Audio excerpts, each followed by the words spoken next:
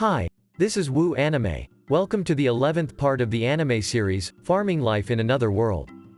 Rue's pregnancy is progressing smoothly, but it's preventing her from transforming.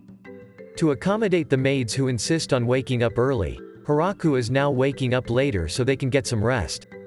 As the village has grown, breakfast is now split into 3 groups, and Hiraku is part of the first group.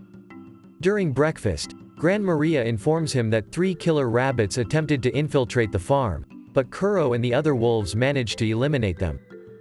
Hiraku reflects on how composed and proper the angels are while on duty, but how they become lazy and rely on others for food and laundry when off duty.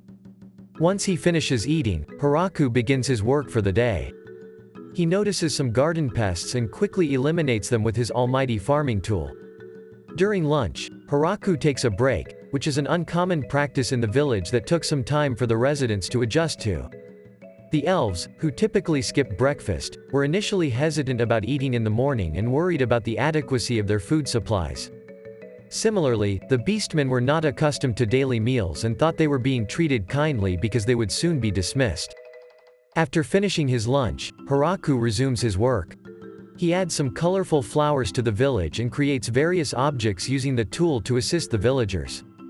Hiraku sometimes joins the military training, which he believes the village does not require, but the maids insist on.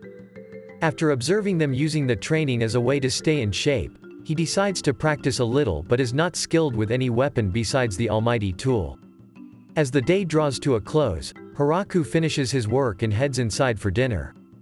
The maids present him with a new dish, expressing 20% confidence in its taste, but Hiraku advises them to only serve dishes that they are at least 50% confident in. However, the maids refuse to waste food. Florem hands Hiraku a letter from Yuri, in which she expresses her desire for apples and a dress. After resting for a bit after dinner, Hiraku takes a bath and finds that he is usually the only one there. Hiraku is surprised to learn that the dwarves are serious about their alcohol-making job and don't drink while working, despite his expectation that they would always be drunk.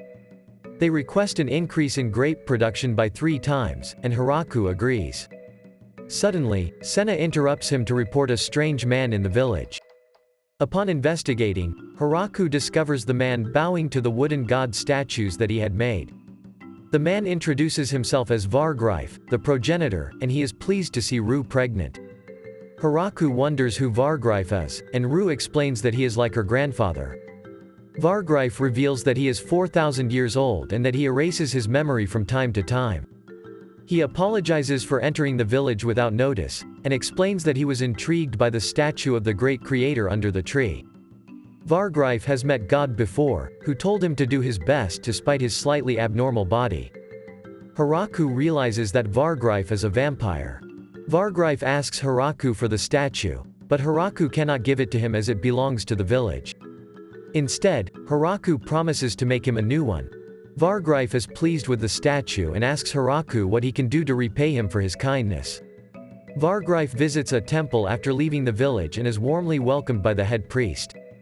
Vargreif expresses his desire to enshrine a statue and asks for the best spot to do so. The priest suggests the spot where the creator god statue is located.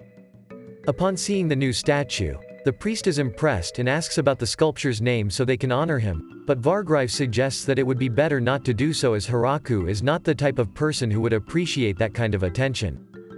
Vargreif sends a beautiful piano to Hiraku as a gift to celebrate Rue's pregnancy.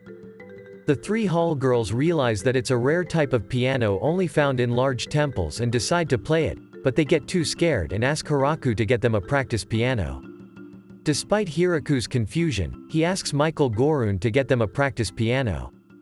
Many of the girls enjoy playing the piano and try to learn on it, but this keeps Hiraku awake at night as they also play on it then.